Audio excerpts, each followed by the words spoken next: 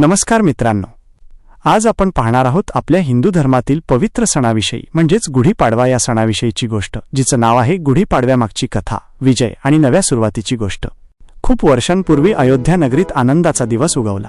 भगवान राम रावणावर विजय मिळवून वनवास संपवून परत येत होते। त्यांच्या पराक्रमामुळे वाईटावर चांगल्याचा विजय झाला होता। ही बातमी ऐकून अयोध्येतील लोक खूप आनंदी झाले। राम अयोध्येत परत येताच लोकांनी त्यांचे मोठ्या उत्साहाने स्वागत केले। घराघरांत सणासारखे वातावरण होते।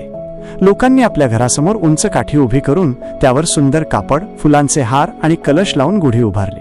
ही गुढी विजय, यश आणि आनंदाचे प्रतीक बनली। त्या दिवसापासून लोक दरवर्षी गुढीपाडव्याच्या दिवशी गुढी उभारतात आणि नवीन वर्षाचं स्वागत करतात। काही ठिकाणी ही गुढी भगवान ब्रह्माने सृष्टीची निर्मिती सुरू केल्याचेही प्रतीक मानली जाते।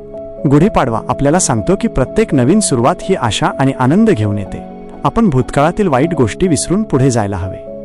शिकवण, विजय, आशा आणि सकारात्मकता यांसह नवीन वर्षाची सुरुवात करावी। गोष्ट आवडल्यास व्हिडिओला लाईक करा आणि चॅनलला सबस्क्राईब करा।